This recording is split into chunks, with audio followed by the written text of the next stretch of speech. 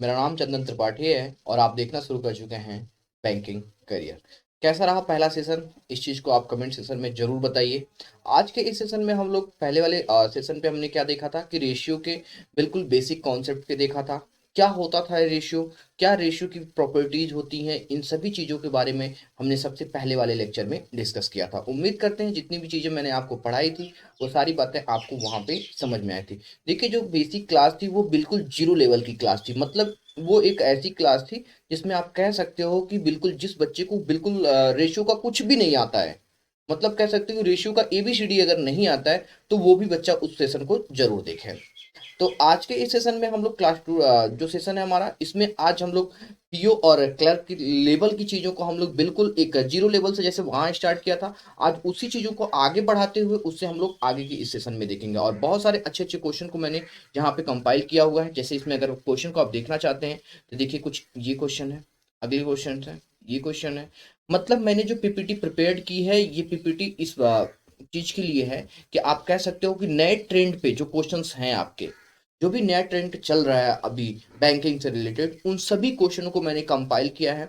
बहुत सारे ऐसे क्वेश्चंस आपको मिलेंगे जो बिल्कुल किसी शॉर्टकट से नहीं बनेंगे, तो उनको मैंने बिल्कुल बेसिक से समझाया है। इन सभी चीज़ों को आज के इस सेशन में हम लोग डिस्कस करेंगे। तो आइए बिना देरी की स्टार्ट करते हैं आज के इस सेशन को। हाँ, उम्मीद सबसे अच्छी बात आपके लिए ये रहेगी कि अगर आपको कोई क्वेश्चन समझ में नहीं आता है या फिर कोई बात ऐसी होती है जो उसे मैंने जल्दी में समझा दिया और आपको समझ में नहीं आया, तो आप कमेंट सेशन में कमेंट करके जरूर बताइए कि सर ये वाला क्वेश्चन इस पॉइंट से नहीं समझ में आया और अगली वाली स्लाइड में इस चीज़ को आप समझा दें। क्योंकि ये लाइव सेशन नहीं हो पा रहा है, जिसकी वजह से नेटवर्क की प्रॉब्लम की वजह से ये आपको मैं लाइव नहीं आके पढ़ा पा रहा हूँ। क्योंकि जब तक ये रिकॉर्डेड सेशन आपके साथ चल रहा है तब तक इसमें आप एक काम किए, यही किया कीजिए कि जिसमें आपको क्या करना है, जो बात चीज़ें आपको समझ में ना आए उसको आप कमेंट सेशन में कमेंट कर दीजिए। ठीक है, अब जैसे ही आप कमेंट सेशन में कमेंट करेंगे तो उसको दोबारा मैं अगली वाली स्लाइड पे आके जब भी दोबारा रिकॉर्ड करूंगा तो उसमें आके मैं आपको समझा दूंगा। ठीक है, तो ये रही इतनी सी बात। तो आइए चलते हैं, अब स्टार्ट करते हैं आज के इस सेशन को। देखिए, सबसे पहले कह रहा है कि in the ratio of number of boys and girls in a school was 5:3।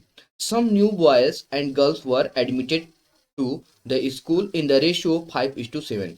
Eight this the total number of students in the school become 1200 and the ratio of boys to girls to change to 7:5। the number of students in the school before the new admission was। मतलब ये कहने का ये है कि आपसे ये पूछा जा रहा है हिंदी में, देखो क्वेश्चन क्या कर रहा है कि एक स्कूल में लड़के और लड़कियों की संख्या का अनुपात जो है वो 5:3 है।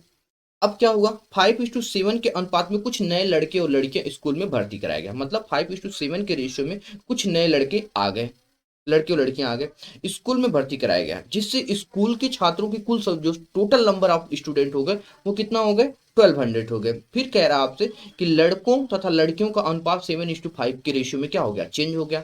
अब हमसे ये पूछा जा रहा है कि नए दाखिल, मतलब जो नए बच्चे आए थे, अब पहले स्कूल में छात्रों क्या थी, मतलब फाइनली ये है कि जो नए बच्चे आए उसके पहले, मतलब एक्चुअल ओरिजिनल वैल्यू की बात कर रहा है कि हमसे कि ओरिजिनल वहां पे बच्चे कितने थे। तो देखो, जब भी इस टाइप का क्वेश्चन आपको दिखे तो इस बात को आपको हमेशा ध्यान रखना होगा कि ये इस टाइप के क्वेश्चन को आपको ऐसे प्रैक्टिस करना होगा। और ये जो नए ट्रेंड में देखा गया है कि एसबीआई क्लर्क में और पीओ में जो क्वेश्चन पूछा गया है, अब इस बैच में कोई बच्चा ये नहीं कहेगा कि सर ये एसबीआई क्लर्क का क्वेश्चन है या पीओ का क्वेश्चन है। तो मैं आपको बता दूं कि ये बिल्कुल जीरो लेवल से स्टार्ट किया गया है और उसमें क्लर्क और पीओ के दोनों लेवल की चीजों की तैयारी आप यहाँ से कंप्लीट हो जाएगी। ठीक है, अब चलो सबसे पहले इस क्वेश्चन को हम लोग बनाने की कोशिश करते हैं, देखते हैं कैसे बनता है। सबसे पहली चीज क्या हो, अब स्कूल में अब अगर हमने ऊपर से इसको स्टार्ट किया तो कहीं ना कहीं इसमें बहुत सारे वेरिएबल क्वेश्चन हमारे लिए क्या होंगे, टफ कर देंगे। तो इसके लिए क्या होगा, यहाँ सबसे पहली चीज आप ये देख लो कि इसमें टोटल बच्चे कितने हो गए थे, 1200 हो गए थे। ठीक है, अब जब ये 1200 हो गए तो इस टाइम रेशियो क्या बन रहा था, 7:5 का रेशियो बन गया था।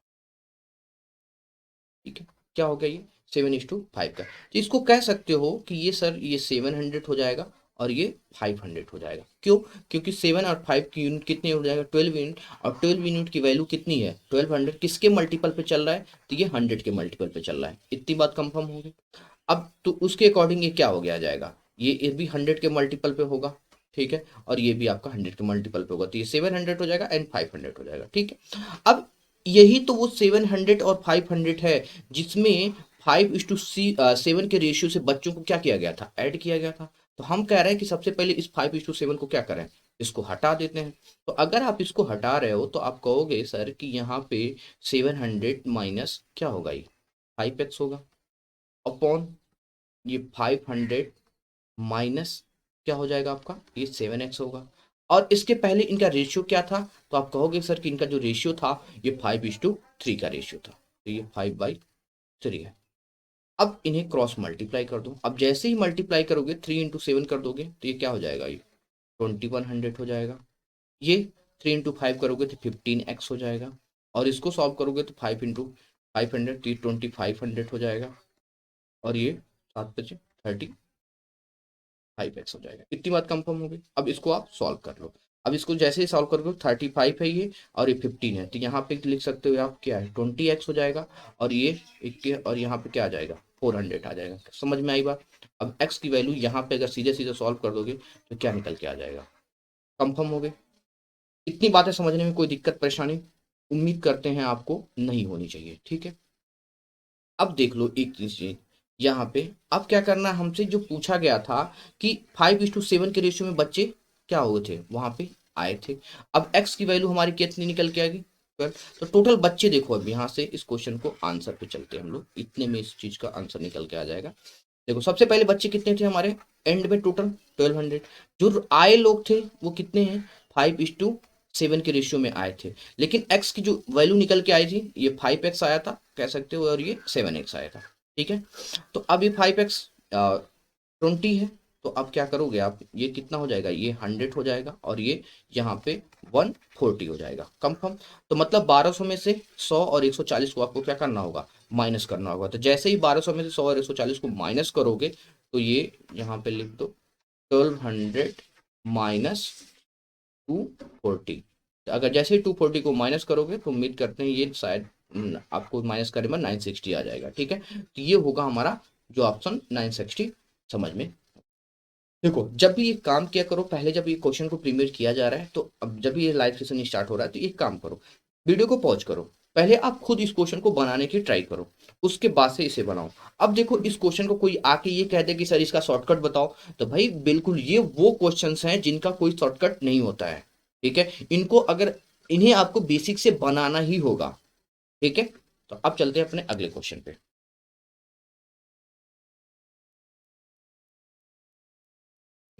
अब देखिए, अब ये भी एक question, one of the most question है। मैं आपको सबसे पहले यही कह दूं कि अगर ये क्वेश्चन प्रीलिम्स में आता है आपको, तो अगर आपने प्रैक्टिस नहीं किया है तो इसको आप स्किप कर सकते हैं, क्योंकि ये 30 सेकंड में ये क्वेश्चन नहीं बनने वाला है, ठीक है। तो इसका टाइप के क्वेश्चन को अब मैं आपको यहाँ से बिल्कुल प्यार से अच्छे से एक्सप्लेन करता हूँ कि किस तरह से आपको बनाना है। सबसे पहले देखो कह रहा है कि डिवाइड ₹900 एमंग XYZ, मतलब एक्स वाई और जेड, इन तीनों की जो वैल्यू है वो क्या है, 900। इतनी बात समझ में आ गई, ठीक। उसके बाद कह रहा है so that ₹40 more that 2/5 of X share, ठीक है। ₹20 more then 2/7 of the Y share, and ₹10 more then 9/17 Z share, all are equal. ये आपस में तीनों क्या हैं, इक्वल हैं। और उसके बाद what is the x share approx, मतलब हमें एक्स की क्या बतानी है, अप्रॉक्स वैल्यू बतानी है कि कितनी होगी, ठीक। तो यहां से एक चीज देखो, हिंदी में कह रहा है कि 900 रुपए XYZ को इस प्रकार विभाजित किया जाता है कि एक्स के भाग का 2/5 से 40 रुपए अधिक, वाई के भाग का 2/7 से 20 रुपए अधिक, जेड के भाग के 9/17 से 10 रुपया अधिक, क्या है ये आपस में इक्वल है। तो आइए सबसे पहले इसको हम लोग लिखते हैं, किसको किस तरह से हमें लिखना होगा।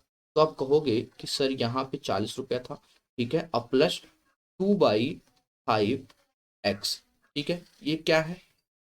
उसके बाद दूसरा वाला क्या है हमारा, y का था, y का कितना रुपया अधिक है, 2/7 20 रुपीज अधिक है, तो ये 20, और ये प्लस 2/7 y, ये भी है।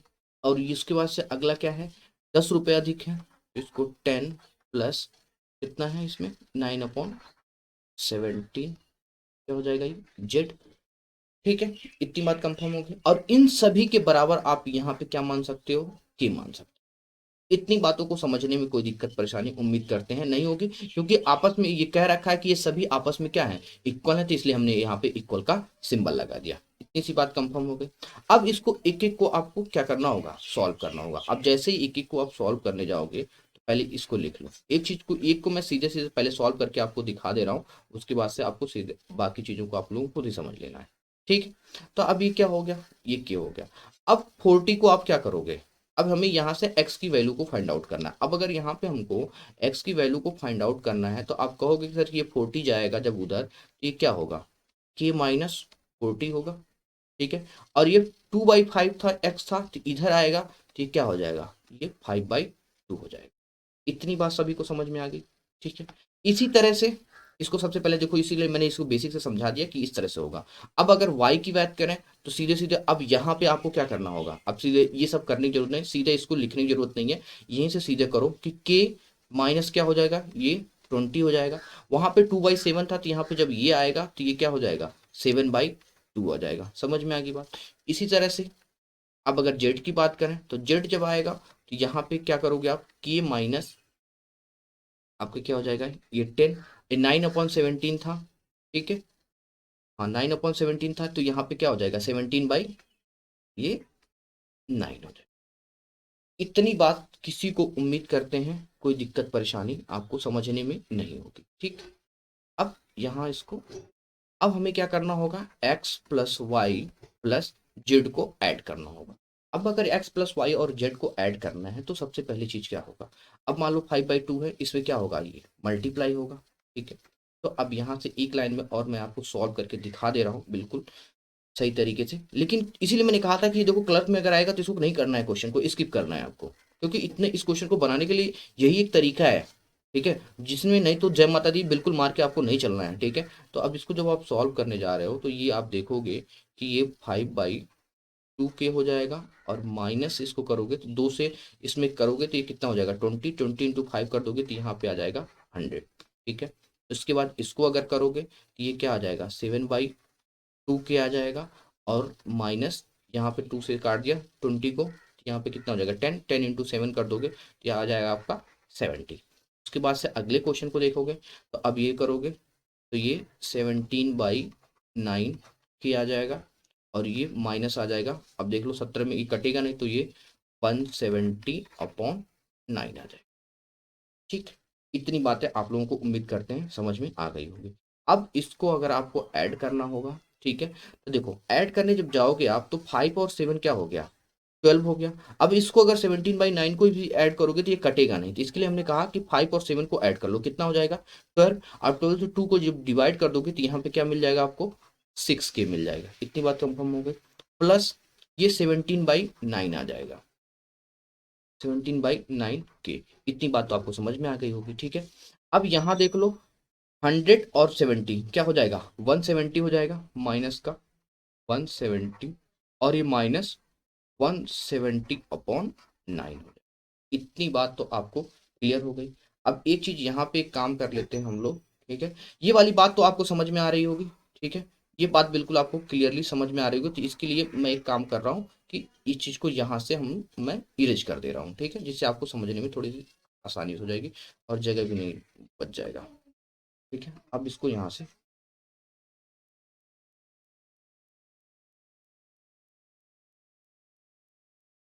जो हमारा इक्वेशन बन रहा है, देखिए अब जो हमारा इक्वेशन बना, इसको यहीं पे इसी के नाते इसको मैंने इसको बिल्कुल जीरो से समझा दिया आपको, जिससे आपको समझ में कोई दिक्कत परेशानी आपको ना हो।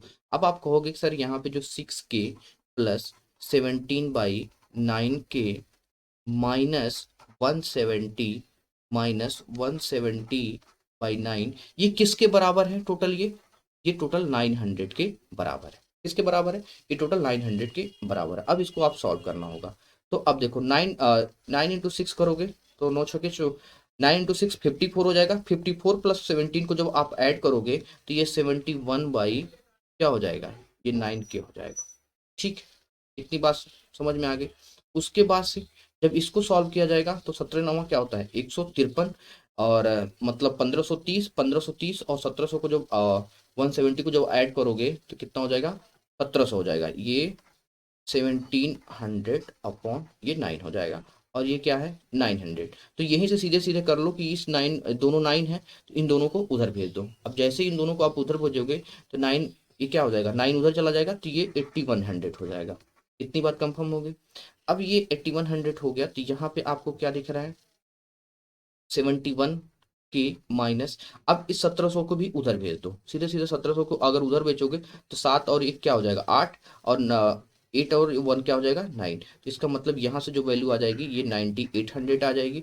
तो अब के की जब वैल्यू को अगर फाइंड आउट करोगे तो 70 यहाँ पे 9800 अपॉन, अब के की वैल्यू क्या निकल के आ जाएगी यहाँ पे 71। इतनी बातें आपको उम्मीद करता हूँ समझ में आ गई। अब के की वैल्यू को देखो, अब 71 से अगर 9800 को काटोगे तो कहीं ना कहीं कटेगा नहीं, लेकिन अगर इस 71 को हम लोग क्या मान लें 70 मान लें। अब जैसे ही अगर इसको हम लोग 70 माना, ठीक है 7 और 70 माना, तो इसकी जो अप्रॉक्स वैल्यू जो निकल के आ जाएगी वो क्या आएगी 140 आएगी। इतनी बात समझ में आ गई। अब के की वैल्यू यहाँ से फाइंड आउट हो गई, क्या आ गई 140। तो अब के की वैल्यू अगर वहां से फाइंड आउट हो गई है तो पहले वाले क्वेश्चन में आके आपको क्या करना होगा पुट करना होगा। अब अगर आपने पहले वाले क्वेश्चन को यहाँ पर मैं सीधे सीधे वैल्यू को पुट कर रहा हूँ तो आप ये कहोगे कि सर इसकी जो वैल्यू आपने के की जो वैल्यू निकाली थी ये क्या निकल के आया था 140 लिया था आपने -40, ठीक है। और उसके बाद से ये 5/2, ठीक है। अब 2 से इसको काट दिया तो क्या हो जाएगा 70 आ जाएगा, और 7 बचे कितना हो जाएगा 350। और इसमें अच्छा इसको एक काम करो, सॉल्व कर दो इसको सीधे सीधे, 140 में 40 चला जाएगा तो ये क्या आ जाएगा 100। और 2 से इसको इस 100 को काट दोगे तो यहाँ पे क्या आ जाएगा आपका 50 आएगा, और 50 इंटू 5 आप जब करोगे तो ये क्या हो जाएगा 250 आ जाएगा, ठीक है। अब आपको इस बात को देखना है, ठीक है, कि यहाँ पे दो ऑप्शन 250, अच्छा देखो सबसे पहले क्या मिला आपको 250 मिला। 250 कम मिला आपको, 250 तब मिल रहा है जब आपने क्या किया था, जिससे आपको डिवाइड करना था उससे कम से डिवाइड किया था। इसका मतलब जो हमारा आंसर होगा वो 250 से क्या होगा कम होगा, तो इसका मतलब इसका जो आंसर होगा ये 245 हो जाएगा, ठीक है। और अगर आप इसको 71 को सीधे 9800 71 को 9800 से डिवाइड करके अगर ये शुरू करते हैं तब भी 245 ही आंसर आएगा, ठीक है। उम्मीद करते हैं ये बातें आपको समझ में आई होंगी। अब चलते हैं हम लोग अगले क्वेश्चन पे। देखो ये वन ऑफ द बेस्ट क्वेश्चनों में से एक क्वेश्चन था जिसको आपको सिर्फ यही एक पैटर्न है इसको बनाने के लिए, ठीक है। तो अगर आपको इस क्वेश्चन को क्या करना प्रैक्टिस करके रखे रहते हो तो पेपर में आप बना जाओगे, ठीक है। लेकिन अगर प्रैक्टिस नहीं है तो मैं आपको क्लर्क के पेपर में तो बिल्कुल नहीं कहूंगा, हाँ मेंस के पेपर में मुझे कहना है कि अगर ऐसा क्वेश्चन बनता है तो आपको बनाना होगा, लेकिन प्रीलिम्स में पेपर में अगर ऐसा क्वेश्चन आता है तो आपको इसे स्किप करके आगे बढ़ना होगा। अब चलते हैं अपने अगले क्वेश्चन। ये भी एक अच्छा क्वेश्चन है। कह रहा है कि एक स्कूल में in a school 4/9 of the number of student are girls and the rest are boys, 3/5 of the number of boys are below 12 year and of age, and 5/12 of the number of girls are 12 year above 12 year of age. If the number of student below 12 year of age in 480, then 5/18 of the total number of student in the school will be equal to। देखो कहने का मतलब क्या है इस question का, कि मतलब एक स्कूल में छात्रों की जो संख्या थी वो 4/9 क्या रहे 9 लड़कियां हैं वहां पे, और बाकी क्या है लड़के। अगर 4/9 लड़कियां हैं तो इसका मतलब 5/9 क्या होगा वहां पे लड़के होंगे। इतनी बात समझ में आ रही है। फिर कह रहा है लड़कों की संख्या का 3/5, जो भी लड़के हैं उसका 3/5 क्या है 12 वर्षों से कम है। और लड़कियों का जो संख्या है, लड़कियों की संख्या का 5/12, ठीक है 12 वर्ष या 12 वर्ष से क्या है अधिक है। उसके बाद कह रहा है कि यदि 12 वर्ष से कम आयु के छात्रों की संख्या क्या है 480 है। तो स्कूल के कुल छात्रों की संख्या, तो देखो सबसे पहले हमें यहाँ से दो चीजों को पिक करना है, एक तो 4/9 को पिक करना है और ये 3/5 को पिक करना है। अब जैसे ही आप यहाँ पे 4/9 को पिक करते हो और यहाँ पे 3/5 को पिक करते हो, ठीक। तो 9 और 5 का अब हमें क्या बनाना है एक टोटल वैल्यू बनानी है। 9 और 5 से क्या बनाना है हमको एक टोटल वैल्यू बनानी है। अब अगर 9 और 5 से आप टोटल वैल्यू बनाते हो, ठीक, तो अब अगर 9 और 5 से क्या कर रहे हो आप टोटल वैल्यू बना रहे हो तो एक नंबर बनेगा क्या बनेगा ये 45 बनेगा। लेकिन कुछ ऐसे जगह में आएंगे जहाँ पे 45 नहीं कटेगा, तो इसके लिए मैं कहूंगा कि इसमें जो टोटल वैल्यू आप बना रहे हैं इसमें क्या बनाएंगे आप टोटल वैल्यू बनाएंगे किसको 90 को। इतनी बात कंफर्म हो गई। उम्मीद करते हैं ये सारी चीजें आपको समझ में आ रही होंगी, ठीक है। अब कह रहा था इसमें से 4/9 क्या है, लड़कियां हैं, अभी गर्ल्स हैं।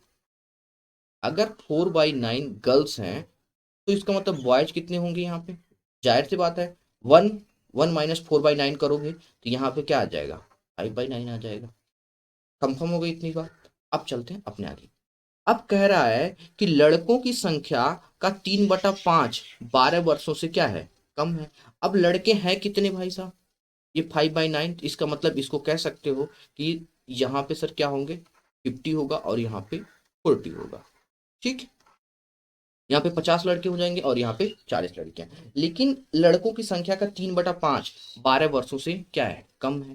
तो अब यहाँ पे एक तो ले लो, ये 12 वर्षों से कम वालों को ले लो, और इधर ले लेना 12 वर्षों से जो ज्यादा होंगे। ठीक है, अब अगर 12 वर्ष से कम लेते हैं, कितना है, 3/5, तो 5 से इसको डिवाइड करोगे तो इसका मतलब 30 बच्चे ऐसे हैं जो 12 वर्षों से कम है। और अगर 30 कम है 12 वर्षों से, इसका मतलब कि 12 वर्षों से ज्यादा वाले जो बच्चे होंगे, ये 12 ईयर लिखा हुआ है, तो यहाँ पे कितने बच्चे हो जाएंगे, ये 20 हो जाएंगे और ये 30 होंगे। इतनी बात। एरो से आपको ये समझना है कि अगर एरो डाउन में है तो वो कम वाले हैं, और अगर एरो अप में है तो इसको मतलब ये 12 वर्षों से ज्यादा है। ठीक, उसी तरह से अगर इसमें हम लोग देखें कि 12 ईयर से ज्यादा वाले कितने हैं और 12 ईयर से लड़कियों में कम वाले कितने हैं, ये गर्ल्स है और ये बॉयज है, इतनी बात तो आपको पता है। लड़कियों के बारे में क्या कह रहा है, लड़कियों की संख्या का 5/12 12 वर्ष या 12 वर्ष से अधिक है, 5/12। अब देखो, अब अगर 40 का 5/12 लेते हो आप, 40 का 5/12 आप लेते हो, तो आप कहोगे कि सर यहाँ पे जो सॉल्व होगा, ये 4×3 = 12, 4×3 = 12 और ये 4×10 तो मतलब ये 50/3।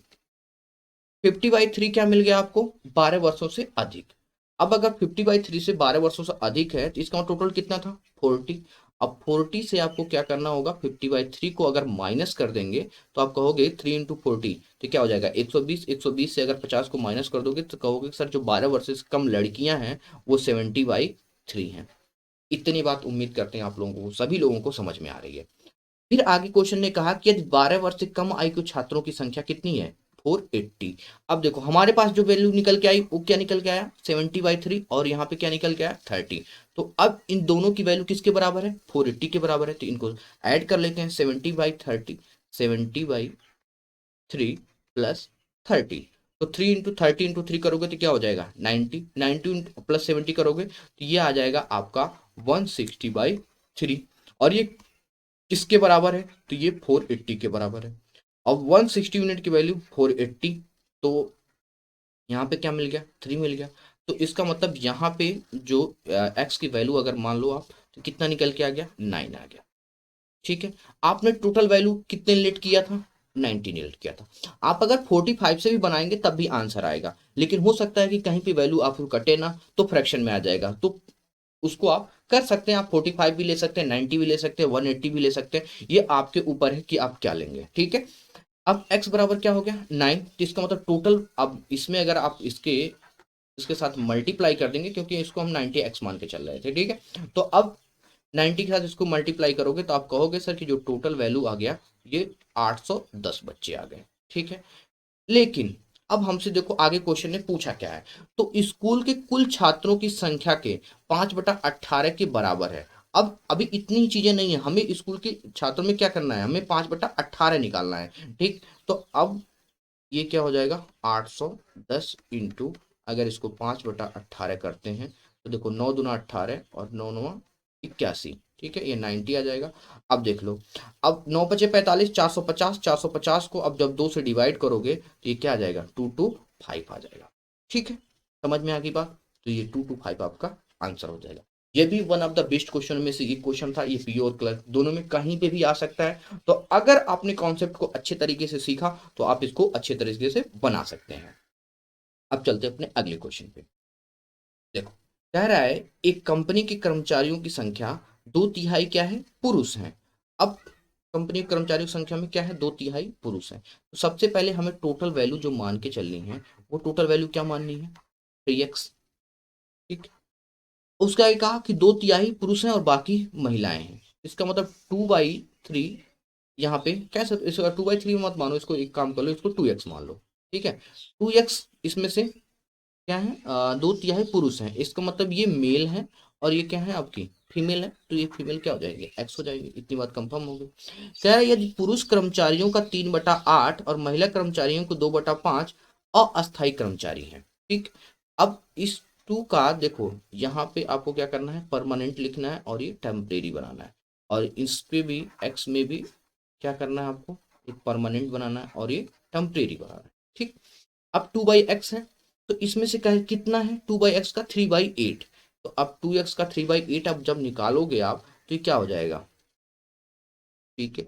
अब 2x में से 3/8 क्या है, एक चीज ध्यान रखना कि देखिए यदि पुरुष कर्मचारियों में 3/8 है, महिलाएं कर्मचारियों को 2/5 अस्थायी कर्मचारी हैं, मतलब ये टेम्परेरी वाले की बात कर रहा है, इसमें टेम्परेरी वाले की बात कर रहा है। तो 2x है, इसमें कितना है 3/8, तो 2x में क्या करना होगा आपको, ठीक है, इसका 3/8 आपको निकालना होगा।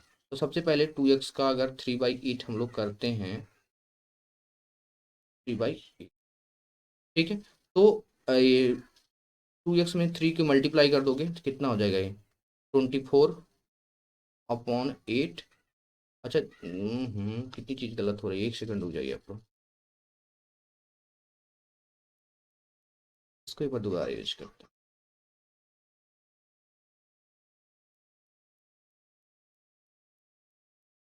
अब यहाँ पे आप ये देख रहे होगे कि 2x है और 3/8 कर्मचारी उसमें क्या है आपके, तो वो है, तो अब आपको इसका 2x का 3/8 करोगे तो 3 2 जा कितना हो जाएगा, सर इसको सॉल्व किया जाएगा, 3/8 इंटू 2x, ठीक है, तो इसमें एक मल्टीप्लाई कर दोगे, 3/8, और ये क्या है, x है, और 3/8 है, और इसमें मल्टीप्लाई करना होगा किसका, 2x का, तो अगर इसको काट दिया जाए तो कितना हो जाएगा 4, तो ये 3/4 x आ जाएगा, टेम्परेरी आ जाएगा, ठीक है। अब प्लस इसमें कह रहा था 2/5 अस्थायी कर्मचारी हैं, ठीक है। अच्छा ये पुरुषों की बात कर रहा था, अच्छा यहाँ पे अगर 2/5 टेम्परेरी हैं, ठीक है, 2/5 यहाँ पे क्या है टेम्परेरी है, तो इसके साथ भी x की आप मल्टीप्लाई कर देंगे तो 2/5 x हो जाएगा। इतनी बात आपको समझ में आ रही होगी, ठीक है। अब अगर इतनी सी चीज यहाँ है तो इन दोनों को हम सबसे पहले क्या कर लेते हैं, ऐड कर लेते हैं। तो अब अगर 3/4 x प्लस 2/5 इन दोनों को ऐड करोगे तो कितना हो जाएगा, ये इन्हें ई पे ऐड कर लो, 2/5 x, तो ये 5 और 4 का एलसीएम कितना हो जाएगा, ये 20 हो जाएगा, या सीधे सीधे इसको क्रॉस मल्टीप्लाई करके भी इसको ऐड कर सकते हो। तो यहाँ पे 4 से 5 जाएगा तो ये 15 आ जाएगा, 5 से 2 जाएगा, 5, अच्छा हाँ 8 आ जाएगा, 15 और 8 क्या हो जाएगा, 23 आ जाएगा। तो ये कह सकते हो कि आप 23/20x हो जाएगा। इतनी बात आपको कंफर्म होगी, ठीक है। अब 23/20x हो गया। अब आपकी टोटल वैल्यू कितनी है, यहाँ पे 3x है, तो अब 3x में से क्या करना होगा, 23/20 को माइनस करना होगा, क्योंकि कह रहा था कि और अस्थायी कर्मचारियों की कुल संख्या कितनी है, 740 है। हम जो इसको निकाल रहे हैं ये किसको निकाल रहे हैं, हम टेम्परेरी वाले को निकाल रहे हैं। तो अगर हम टोटल से टेम्परेरी वाले को अगर हटा दें तो परमानेंट वाले इंप्लॉय की संख्या निकल के आ जाएगी। इतनी बात तो आपको समझ में आ रहा होगा, ठीक है। एक सेकंड रुक जाओ, इसको मैं दोबारा यहाँ से एक्सप्लेन कर दूं आपको, पहले इसको इरेज करने दो।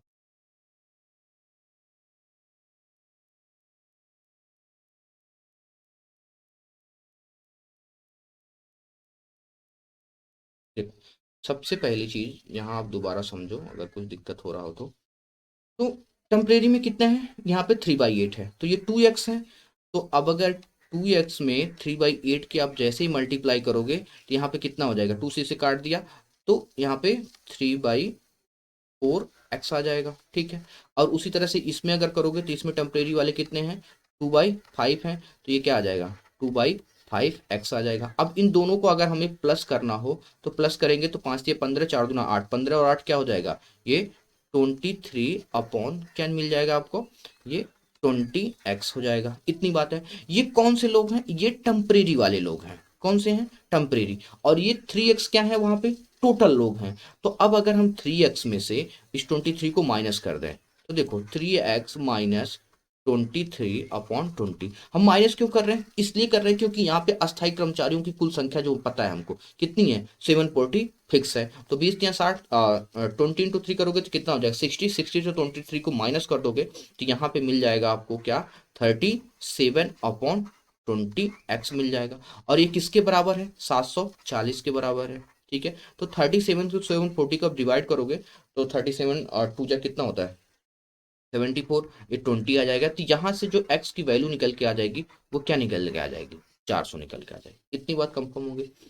फिर कह रहा है कि 740 है, फिर कह रहा है तो 7/15 कर्मचारियों की कुल संख्या अस्थायी महिला कर्मचारियों की संख्या से कितना अधिक है। 7/15 कर्मचारियों की, सबसे पहले अब हमें क्या करना है, सबसे पहले 3x की वैल्यू, अब यहाँ से एक चीज को सीधे सीधे कह सकते हो कि ये 7/15 कर्मचारियों की, ठीक है, 7/15 को पहले तो क्या होगा, 3x के साथ मल्टीप्लाई होगा। कर्मचारियों की संख्या क्या ला, महिला कर्मचारियों से कितना अधिक है, महिला कर्मचारी हैं कितने, 2/5, तो इसका मतलब यहाँ 2/5 आ जाएगा। कंफर्म हो गई बात, इतनी बात आपको समझ में आ रही होगी। ठीक है, तो 3 से ये 15 को काट दो तो यहाँ पे कितना हो जाएगा, 5 आ जाएगा। तो अब 7/5 और 2/5, तो अब दोनों क्या है, बेस इनका इक्वल है, तो इसका मतलब 7 और 2 क्या हो जाएगा, यहाँ से x की जो वैल्यू निकल के आ जाएगी वो क्या आएगी, 400 आ जाएगी। और x की वैल्यू क्या आ जाएगी, 1। और यहाँ हमें पता है कि x की जो 1 यूनिट की वैल्यू आ रही है वो कितनी है, 400 है। इस तरह से इसका जो आंसर निकल के आ जाएगा वो कितना आएगा, 400 होगा। ठीक है, उम्मीद करते हैं आपको क्वेश्चन समझ में आया होगा। आप चलते हैं अपने अगले क्वेश्चन पे। देखो, कह रहा है किसी भंडार घर में रखे नारंगी, अनानास तथा मिश्रित फलों के रस के डिब्बों की संख्या का अनुपात 8:9:15 है। यदि नारंगी, अनानास तथा मिश्रित फलों के रसों के क्रम से 25%, 33.33% तथा 20% डिब्बों की बिक्री की जाती है, तो बचे हुए भंडारण की रसों की डब्बों की संख्या बताइए। तो यहाँ पे है कि the ratio of the number of cans of orange. ठीक है, यहाँ जो कैन रखे हैं ऑरेंज के, पाइनएप्पल के, मिक्स फ्रूट के, जूस के, कुछ कैन पर रखे हुए हैं। ठीक है, और किस रेशियो में है ये लोग, 8:9:15 है। ये तो स्टोर ऑफ सेल 25%, मतलब जो भी स्टोर है उसमें से 25% सेल हो जा रहा है। ठीक है, ऑरेंज से 33.33% सेल हो जा रहा है पाइनएप्पल से, एंड 20% ऑफ ऑरेंज पाइनएप्पल। ठीक है, और 20% ऑफ जो ऑरेंज का पाइनएप्पल उन्हें सेल कर रहा है, and mix fruit juice can respectively. Then what is the ratio number of can of the juice in the remaining stock. मतलब हमसे ये पूछा जा रहा है कि बचे हुए स्टॉक में कितना जूसों की जो डब्बा बची हुई है वो क्या है। तो सबसे पहले देखो आपको क्या करना होगा, ऑरेंज के लेके आ जाओ, ऑरेंज के बाद से क्या है, पाइनएप्पल है, इनको लेके आ जाओ। उसके बाद से क्या है, मिक्स जूस है। इनका रेशियो क्या दे रखा है, 8:9:15 का इनका रेशियो दे।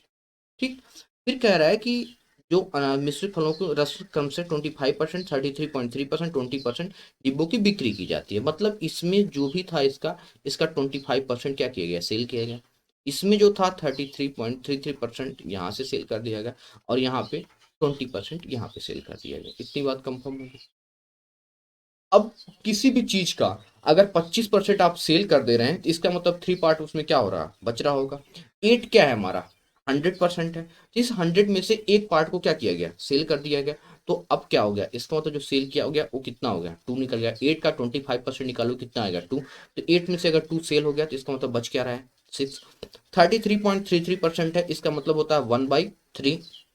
इसका मतलब 3 था, 3 में से, अब देखो ये इसकी जो मीनिंग होती है 1/3, तो 3 में से एक को क्या किया गया, सेल किया गया, तो बचा कितना है, 2। तो मतलब यहाँ पे एक्चुअल में था कितना, 9 यूनिट। 3 यूनिट की वैल्यू क्या है, 9, तो 1 यूनिट की वैल्यू कितनी निकल के आ जाएगी, 3 आ जाएगी।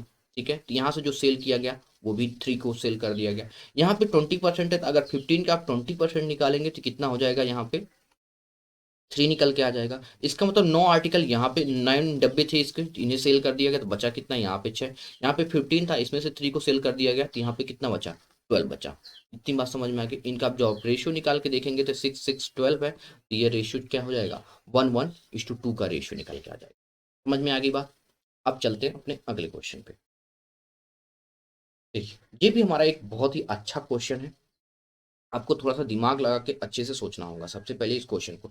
आप सबसे पहले वीडियो को पॉज कीजिए, क्वेश्चन की एक एक लाइन को देखो। क्वेश्चन का सॉल्यूशन समझना कोई बहुत बड़ी बात नहीं है। सबसे पहला इंपॉर्टेंट ये होता है कि क्वेश्चन को समझना। मैं अपने ऑफलाइन क्लास में भी बच्चों को यही कहता हूँ कि सबसे पहले जैसे मैंने क्वेश्चन को नोट डाउन कराया, आप सबसे पहले क्वेश्चन को क्या करो, 20 सेकंड 30 सेकंड आप उसको रीड आउट करो।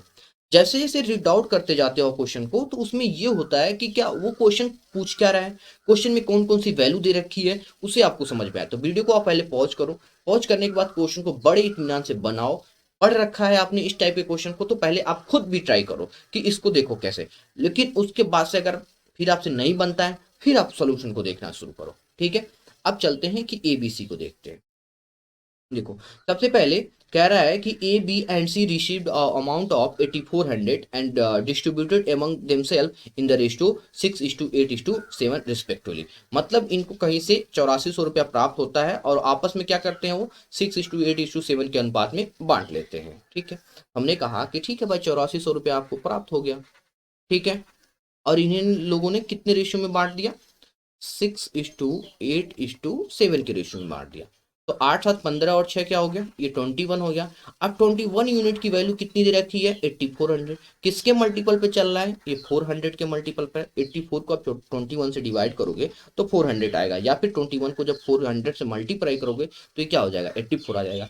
तो इसका मतलब एक्चुअल जो वैल्यू इनकी निकल के आ जा रही है कि इसकी कितनी आ जाएगी, 24। इसकी कितनी आ जाएगी, 3200। इसकी कितनी आ जाएगी, 2800। इतनी बात कंफर्म हो गई। यदि उनकी बचत का अनुपात क्रमशः 3:2:4 है। अब देखो, ये क्या है, इनका इनकम है। अब हर एक आदमी का कुछ एक्सपेंडिचर होगा, इनका कुछ एक्सपेंडिचर होगा, कितना है हमें नहीं पता है, लेकिन इनकी इतनी सी बात पता है कि इनकी सेविंग जो है, हमें पता है कि इनकम माइनस जब एक्सपेंडिचर करेंगे, इनकम माइनस एक्सपेंडिचर करेंगे जब, तो आपको क्या मिलेगा, यहाँ पे सेविंग मिल जाएगा। समझ में आए। तो उसी तरह से इनकम माइनस एक्सपेंडिचर करेंगे तो यहाँ पे हमारा जो रेशियो निकल के आएगा वो क्या होगा, सेविंग का निकल गया। तो ये क्या है, 3:2:4।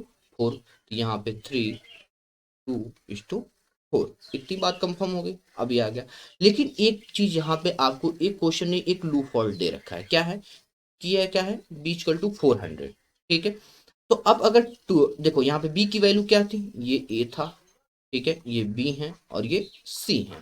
ठीक, तो अब अगर बी की वैल्यू यहाँ पे सेविंग का 400, मतलब 2 यूनिट की वैल्यू क्या है, 400 है। किसके मल्टीपल पे चल रहा है, ये 200 के मल्टीपल पे है। तो इन सभी को भी 200 के मल्टीपल पे लेके जाओगे तो ये क्या मिलेगा, ये 600 मिल जाएगा। इसको 200 के मल्टीपल पे करोगे तो ये क्या मिल जाएगा, 800 मिल जाएगा। कंफर्म हो गई, इतनी सी बात। अब हमसे पूछ क्या रहा है कि ए बी सी के बै का रेशियो बताइए हमें।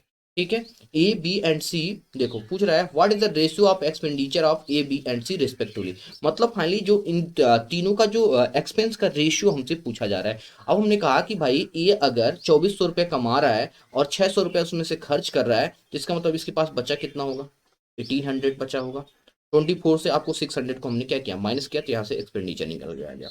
ठीक है, बी ने 3200 रुपया कमाया, 400 रुपये उसमें से क्या किया, उसने खर्च कर दिया। इसका मतलब इसके पास क्या बच रहा होगा, 2800 बच रहा होगा। इसने 2800 की कमाई की, 800 का क्या किया, एक्सपेंस कर दिया, तो इसके पास क्या बच रहा होगा, 200 बच रहा होगा, 2000 बच रहा होगा। तो ये 2 जीरो से 2 जीरो, इसकी कैंसिल, यहाँ से ये कैंसिल, 8 से कैंसिल। तो देख लो इसमें आंसर क्या मिल रहा है, सीधे सीधे ये दिख रहा है कि 9 14 एंड 10 जो है ऑप्शन में है। तो इसका जो इससे 2 से आप डिवाइड कर दोगे तो यहाँ पे क्या आ जाएगा, 9, ये 14 और ये 10 का इनका रेशियो निकल के आ जाएगा। समझ में आई बात।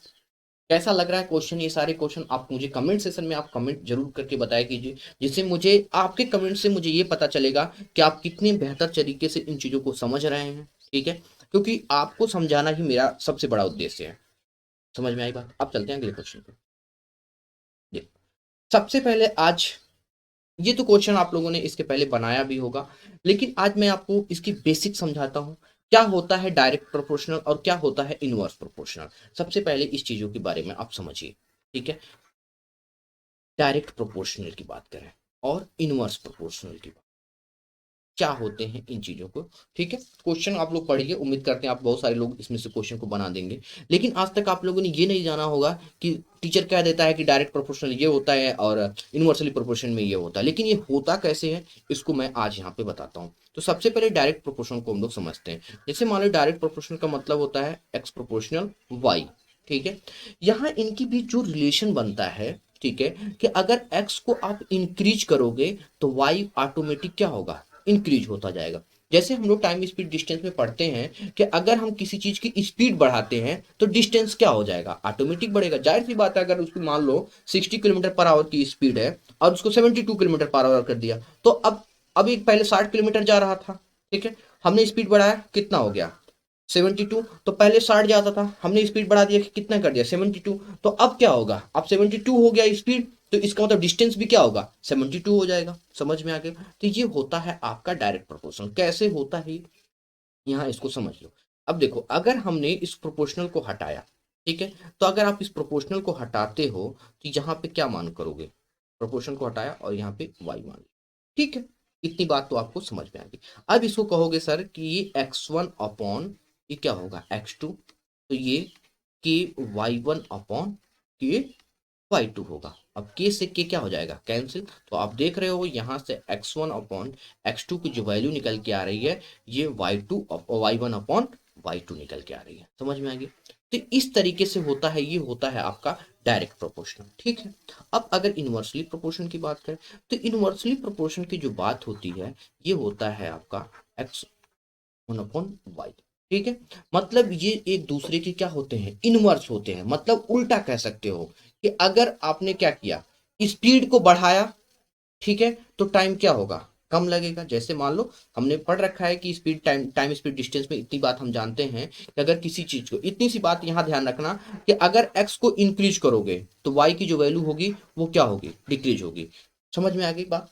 अगर y की वैल्यू इंक्रीज कर रही है तो x की वैल्यू क्या होगी, डिक्रीज हो गई। ये कैसे होता है इसको समझो। अब सबसे पहले अगर प्रोपोर्शनल को हटाते हैं हम लोग, तो x इक्वल टू क्या होगा, a इंटू 1/y, ठीक है। इसको जब हम बनाएंगे तो कहेंगे कि x1 अपॉन x2। अब इसको जब आप सॉल्व करोगे तो ये क्या मिल जाएगा, y2 अपॉन y1, ठीक है। तो अब इसका रिलेशन आप लोगों ने देख लिया। तो आज आपको पता चला कि क्या होता है डायरेक्टली प्रोपोर्शन और क्या होता है इनवर्सली प्रोपोर्शन। इतनी बात आप सभी को समझ में आ गई, ठीक है। अब इस चीज को हम लोग क्या करते हैं, इसको इरेज करते हैं। अब चलते हैं अपने क्वेश्चन को बनाने।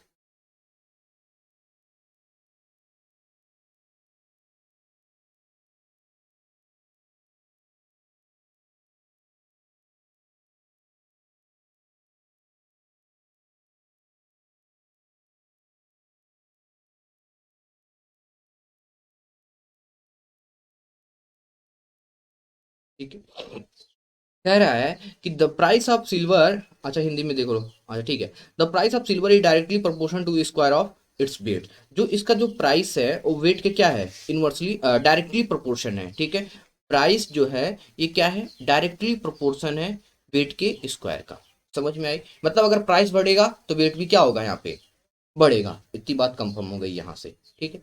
अब आगे कह रहा है कि अनुपात, एक व्यक्ति 3:2:1 के अनुपात में चांदी को तोड़ देता है। अब कोई चांदी था इसके पास, ठीक है, और वो क्या हो गया, 3:2:1 के रेशियो में टूट गया। तो आप सबसे पहले हम ये देख लेते हैं कि इसका टोटल यूनिट कितना बन रहा है। तो आप कहोगे सर कि ये 3x रहा होगा, ये 2x रहा होगा और ये 1x, ये x रहा होगा, ठीक है। इसका तो टोटल जो वैल्यू निकल के आ गई, ये क्या निकल के आ गई, 6x निकल के आ गई। इतनी बात समझ में आ गई। फिर कहा जाता है इससे उसे 4730 रुपए की क्या हो गई, लॉस हो गया। अभी डायरेक्टली प्रोपोर्शन था और ये वर्ग के अनुक्रमानुपाती था, ठीक है। इसके वर्ग की क्या है, अनुक्रमानुपाती है। इसका मतलब ये क्या हो जाएगा, ये 9x हो जाएगा। ये क्या हो जाएगा आपका, ये 4x हो जाएगा। और ये क्या होगा आपका, ये तो एक्स ही रहेगा, ठीक है। तो अब 9 4 और ये कितना हो जाएगा, 9 और 4 13 और 1 कितना हो जाएगा, ये 14x हो जाएगा। और इसको करोगे आप तो कितना हो जाएगा, ये 36x हो जाएगा। अब देखो आपका एक्चुअल में उसकी ओरिजिनल वैल्यू कितनी थी, 36, लेकिन टूटने के बाद वो वैल्यू बनी कितनी, 14x। इसका मतलब यहाँ इन दोनों के बीच में लॉस कितने का हो रहा है। तो 6 में से 4 को अगर माइनस करो दोगे आप, तो यहाँ पे कितना आ जाएगा 2। और 3 से 1 को जब माइनस करोगे तो ये 2 आ जाएगा। इतनी बात समझ में आपको आ रही होगी, उम्मीद कर रहा हूँ मैं।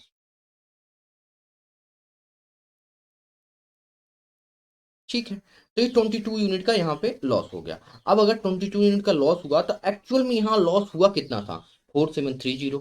कह सकते हो 22 यूनिट की वैल्यू जो है ये 4730 के वैल्यू है, ठीक है।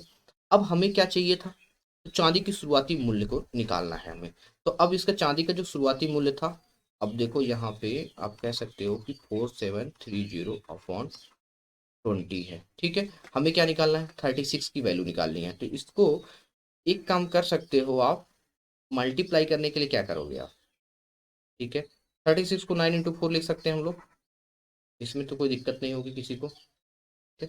अच्छा एक चीज और कर सकते हो आप, इस 22 को जब इसे डिवाइड कर रहे होगे तो 22×2 = 44, ठीक है। हाँ ये 2 आ जा रहा है, इसको काट रहे हैं हम लोग, तो 22×2 = 44, और यहाँ पे कितना आ जाएगा, और यहाँ पे 3 बच रहा है, तो 22 तो यहाँ पे 11 बच रहा है, तो 11 से 22 5 जा, ठीक है, तो ये 215 आ गया। समझ में आ गई बात। तो अब 215 आ गया।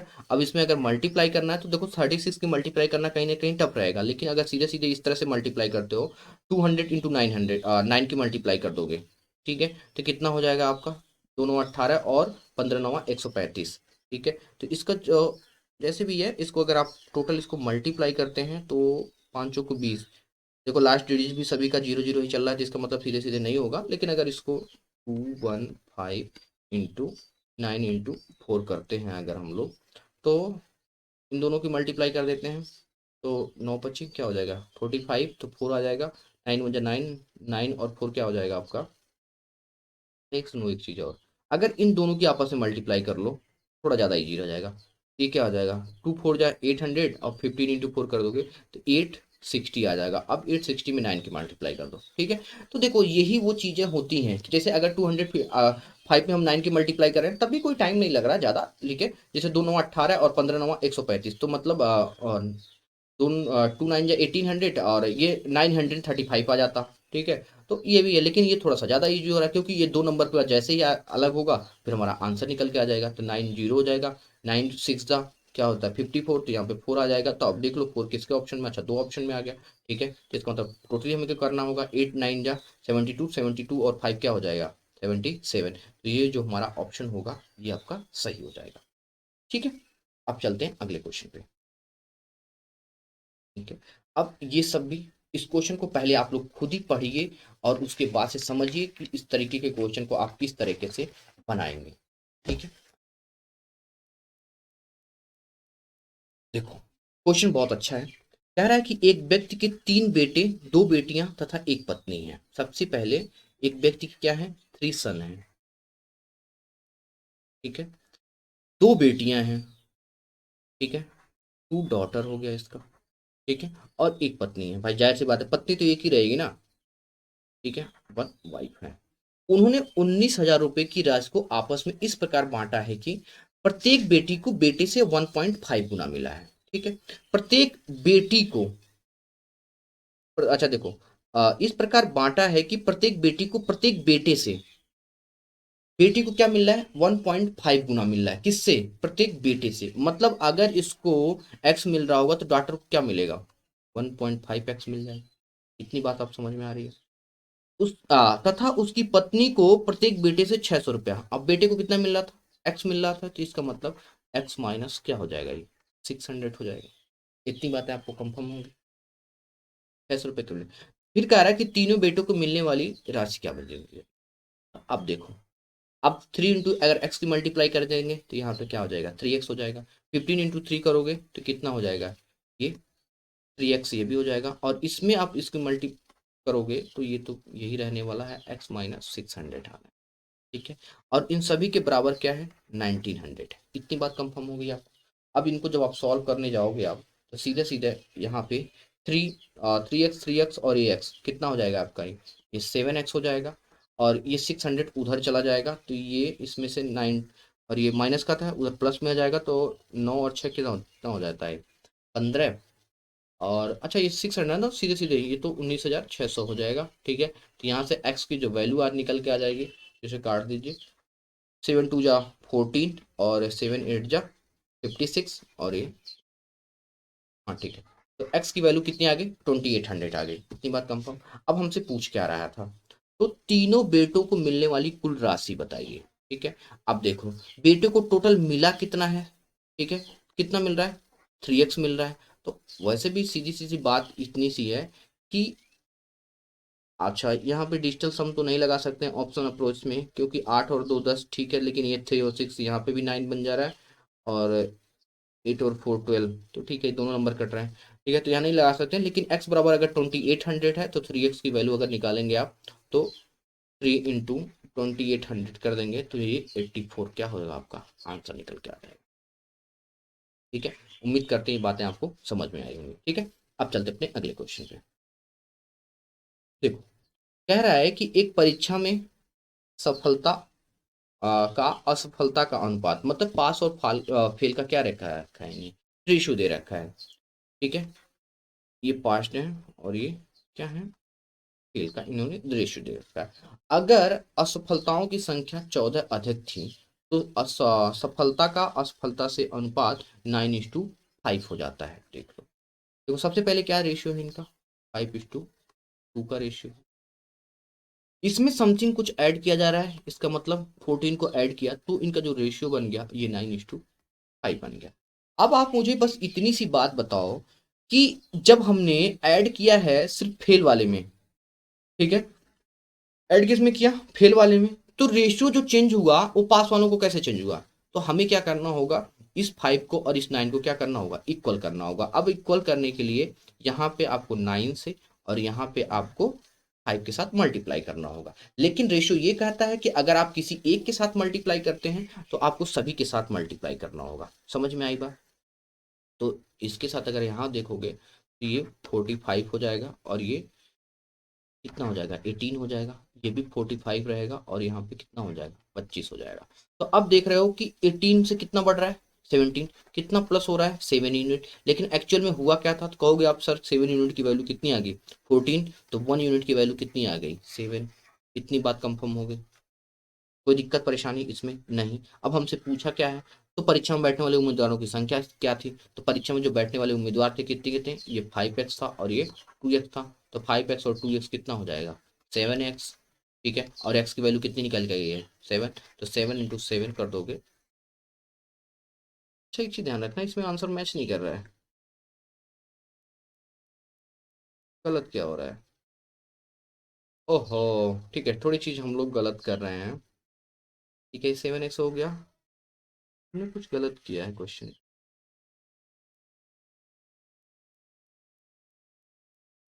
ओहो, ठीक है ठीक है ठीक है, देखो गलत हमने क्या किया, कि गलत ये किया है यहाँ पे कि 45 और 18 है।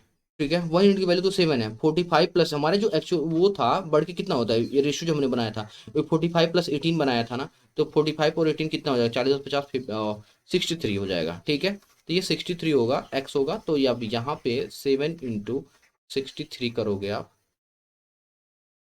ओहो, और यहाँ पे भी हमने गलत कर दिया था कि 7 यूनिट बराबर कितना था, ये 14, तो इसका मतलब 1 यूनिट की जो वैल्यू निकल के आएगी कितनी आएगी, 2। तो यहाँ से जो x की वैल्यू आई वो क्या आ गई, 2 आ गई थी। ठीक है, तो इसे आप थोड़ा सा ध्यान नहीं देंगे।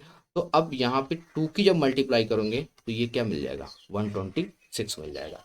तो ये था इसका रेशियो बनाने का तरीका। ठीक है, अगर इसको आप बेसिक से अगर इसको बनाते हैं तो आप बेसिक में बस इतनी सी बात आपको ध्यान रखना होगा कि ये क्या है, ये 5x है, और 5x में आपको क्या है करना था, और दूसरा वाला कितना है, ये 2x है। अब इसमें कितने लोगों को ऐड किया गया, 14, तो इनका रेशियो जो बन गया वो क्या हो गया, 9/5 हो गया। समझ में आई बात? तो इस तरीके से इसको भी आप सॉल्व करोगे तभी आपका आंसर निकल के आ जाएगा।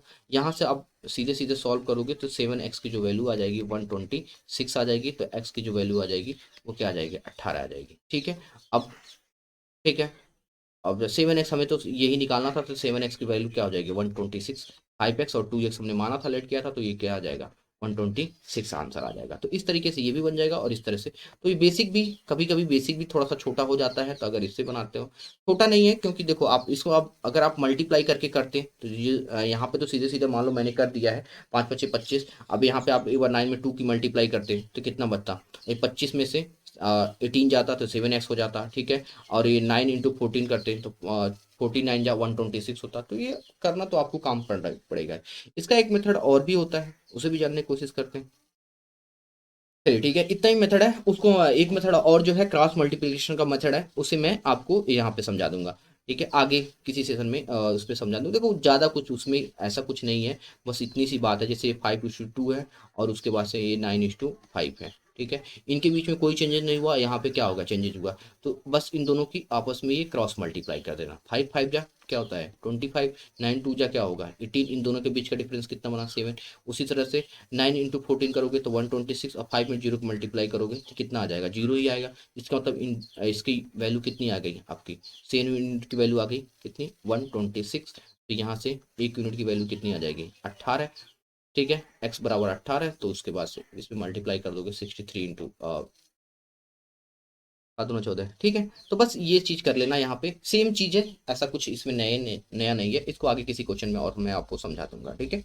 दो कॉन्सेप्ट हो गए इस पे। अब चलते हैं इस क्वेश्चन पे, कैसे इस क्वेश्चन को मैं बना, ठीक।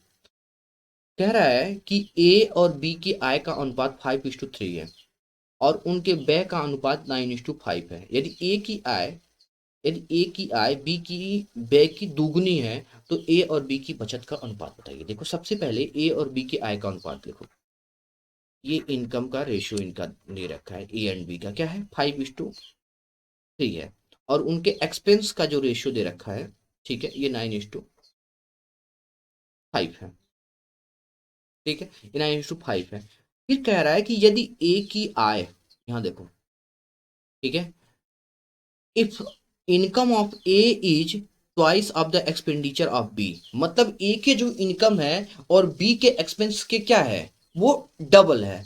अब हम यहाँ देख रहे थे कि यहाँ पे जो बी का एक्सपेंस है वो कितना बन रहा है 5, और यहाँ पे भी क्या है 5, तो इसका मतलब ये इसका क्या है डबल है, तो इसका मतलब यहाँ पे क्या करना होगा, हमें 2 की मल्टीप्लाई करना होगा। जो इनका रेशियो निकल के आ जाएगा, ये 10 आ जाएगा, ये 6 आ जाएगा, ये 9 आ जाएगा, और ये 5 आ जाएगा, ठीक। अब 10 से क्या हो रहा है, 10 रुपए का इनकम था, इसने क्या कर दिया यहाँ पे, अब हमसे पूछा क्या है कि ए और बी की बचत का अनुपात बताइए। 10 यूनिट था, उसमें 9 यूनिट इसने खर्च कर दिया, इसके पास बचा कितना एक्स यूनिट, और ये 6 में से 5 चला जाएगा तो ये भी आ जाएगा एक्स यूनिट। इसका मतलब जो इनके रेशियो भी निकल के आ जाएगी वो कितना निकल के आ जाएगा 1:1 निकल के आ जाएगा। समझ में आएगी इतनी बातें। अब चलते हैं अगले क्वेश्चन पे। चलिए सबसे पहले इस क्वेश्चन को आप लोग खुद ही बनाने की कोशिश कीजिए और बनाइए, एक एक चीजों को आप लोग खुद समझिए और बनाइए। शुरू हो जाइए इस क्वेश्चन को, आप लोग पहले कोई वीडियो को क्या करना है, पॉज करना है और खुद बनाने की कोशिश करना है।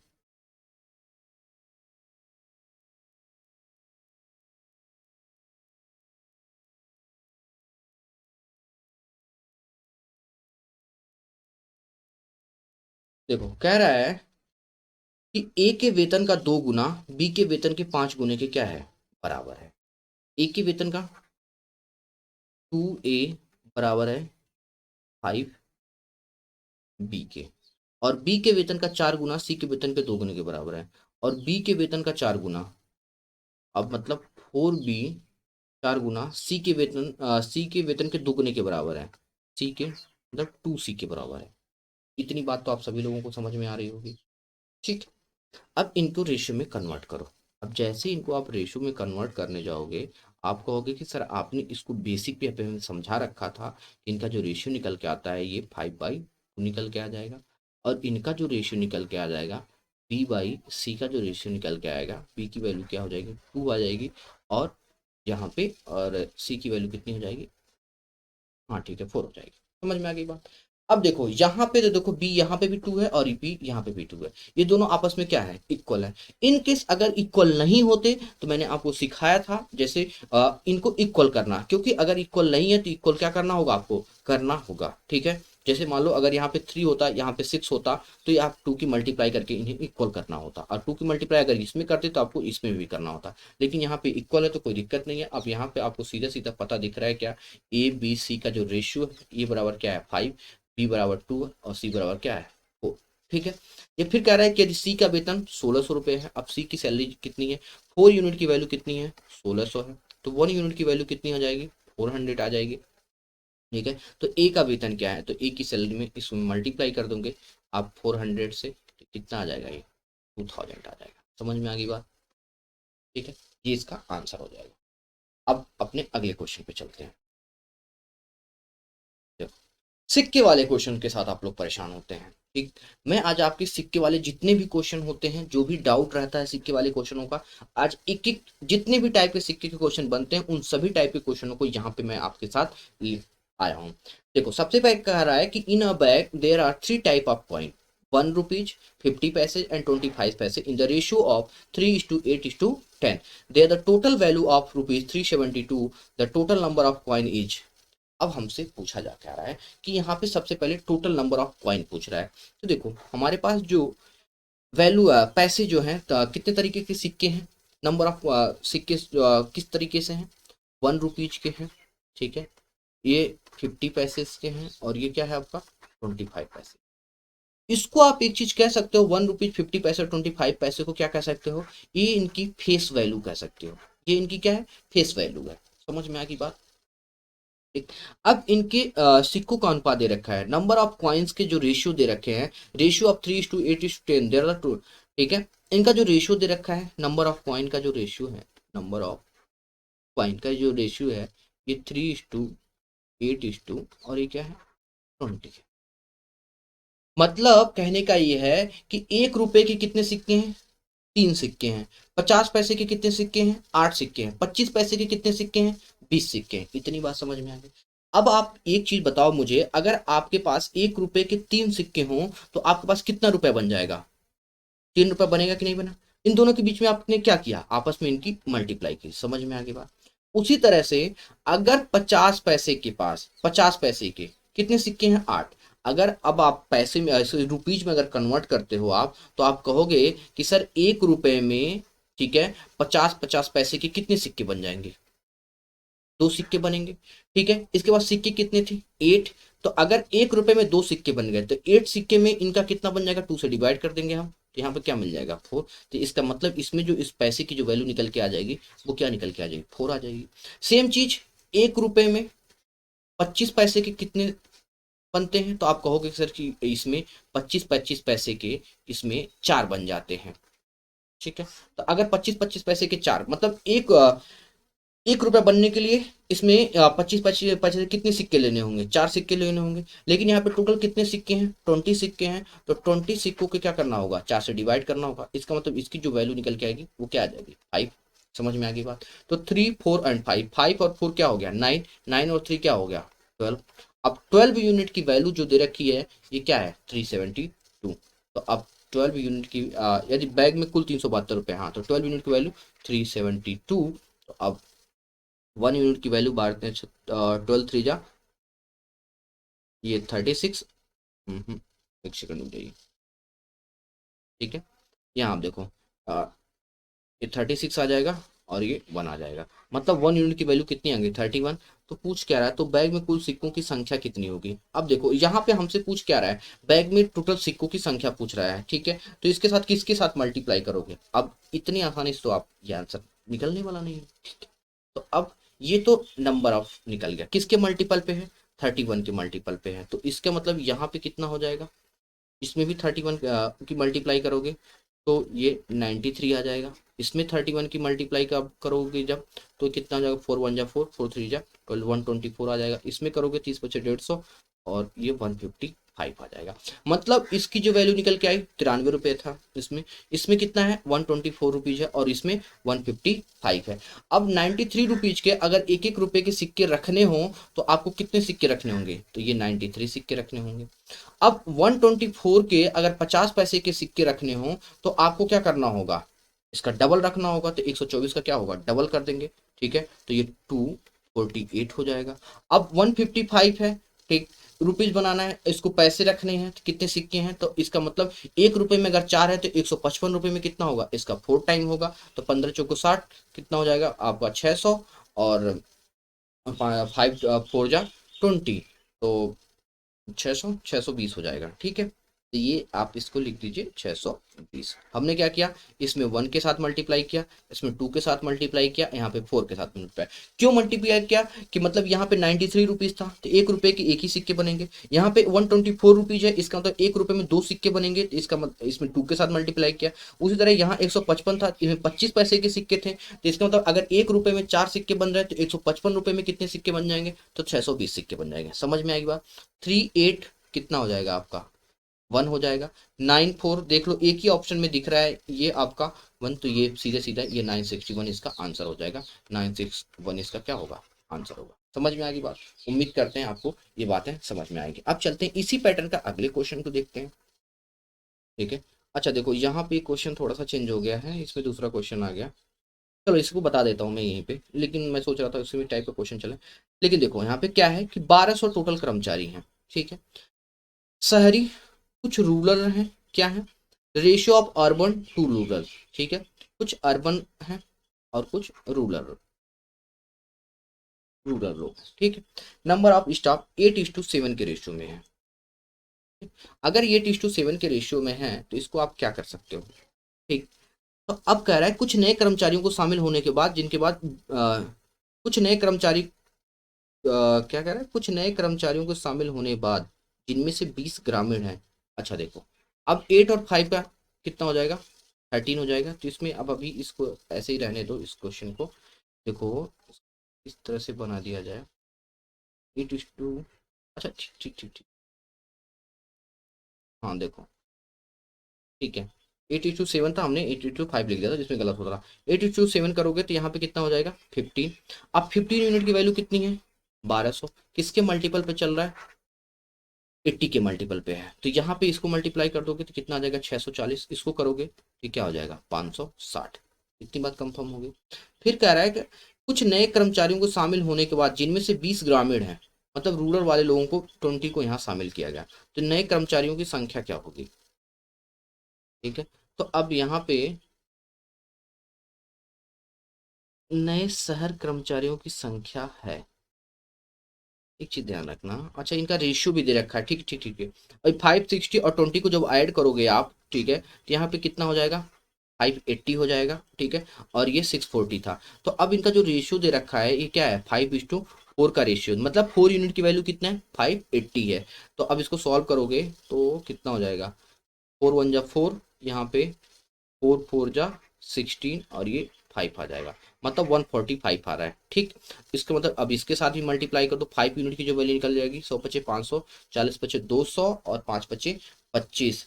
तो 500 200 और 25, 5 2 7, 775 हो रहा है, ठीक है, 775।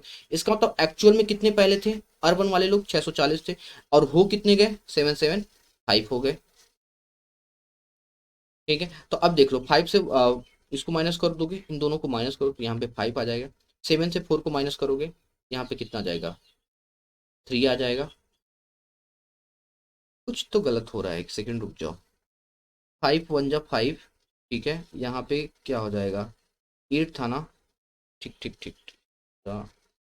5 1 जा 5, तो यहाँ 1 और 8 बन गया, तो 4 4 को 16, ठीक है, 1 4 हो गया, ठीक है, 2 बजे 425।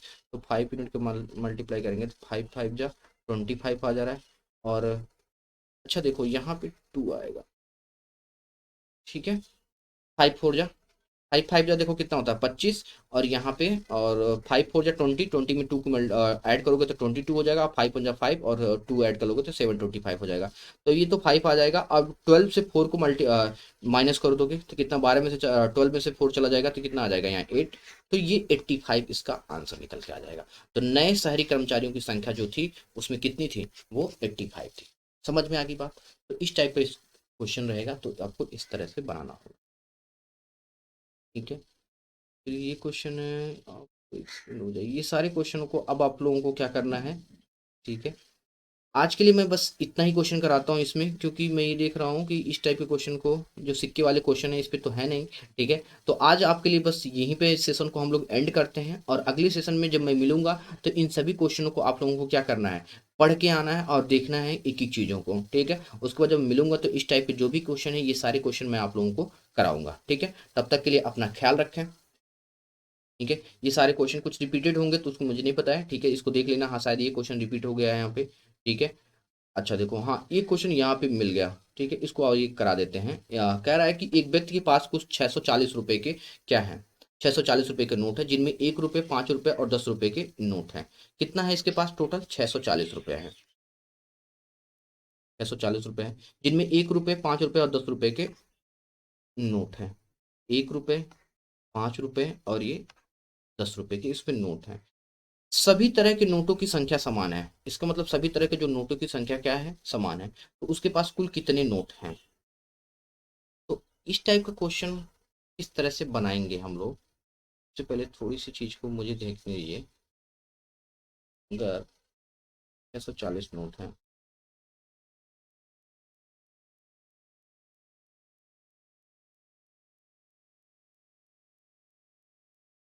एक व्यक्ति के पास कुल 640 रुपये हैं, उसके पास कुल कितने नोट हो सकते हैं? अच्छा, एक रुपये का नोट हो जा रहा है, यहाँ पे 5 का होगा, और ये 10 रुपीज के नोट है। चलो ठीक है, आज के सेशन में इसको यहीं पे रोकते हैं, और इसमें आप एक काम करेंगे कि इस क्वेश्चन को भी होमवर्क पे एक बार आप लोग ट्राई करेंगे, हो सकता है इसमें कुछ दिक्कत हो, ठीक है? नहीं तो अगली वाली क्लास में जब मैं मिलूंगा तो इन चीज़ों को इस पे भी मैं यहाँ पे डिस्कस करूंगा, ठीक है? चलिए, तो आज के लिए इस सेशन में बस इतना ही। अपना ख्याल रखें, और सबसे पहली बात ये कि जो चीज़ें आज के जितने क्वेश्चन थे, ये सारे क्वेश्चन को आप लोग क्या करेंगे, होमवर्क पे आप लोग बनाएंगे, ठीक है? इन सभी क्वेश्चन, जितने क्वेश्चन को, ये 3 से 4 क्वेश्चन आप लोगों को मैं होमवर्क पे दे रहा हूँ। इससे आप लोग क्या करेंगे, क्वेश्चन को, सोल्यूशन को आप घर पे खुद बनाएंगे और देखेंगे इन सभी चीज़ों को, ठीक है? करके, और कमेंट सेशन में आप मुझे कमेंट करके आंसर भी देंगे, ठीक है? अगर किसी को कोई दिक्कत परेशानी आ रही है किसी क्वेश्चन को समझने में, तो उसी चीज़ को मैं आपको अगले वाले सेशन में जैसे आऊँगा, तो उसमें आप मुझे कमेंट सेशन में बता देना कि सर इस टाइप का जो ये क्वेश्चन था, उस क्वेश्चन में नंबरिंग नहीं है, तो इसमें आप काम करना कि क्वेश्चन के कुछ पॉइंट को लिख के उसमें आप कमेंट कर देना, जिससे मैं जब अगली बार मिलूँ तो आपको ये सारी चीज़ों को समझा सकूँ, ठीक है? तो आज के इस सेशन में बस इतना ही। और हाँ, लास्ट बात ये कि अगर आपको ये वीडियो पसंद आ रहा है तो अपने और भी बच्चों के साथ शेयर कीजिए। देखिए, मैंने आपसे ये इतनी सी बात कह रखी है, क्या, कि अगर किसी पेड बैच में पढ़ रहे हैं और आप यहाँ पे किसी कंटेंट को पढ़ रहे हैं, मैंने इसको, आपने देखा होगा, बिल्कुल जीरो लेवल से ही स्टार्ट किया है, ठीक है? जीरो लेवल से, जो मैंने कहा, वादा किया है आपसे कि जीरो लेवल से ले आके एक high level, PO level, mains level तक क्वेश्चन कराऊंगा, तो सभी क्वेश्चनों को मैं यहाँ कराऊंगा, ठीक है? आपको बस इन सभी चीज़ों को देखना होगा, ठीक है? और थोड़ा सा ट्रस्ट बना के रखना होगा। तो आज के लिए इतना ही।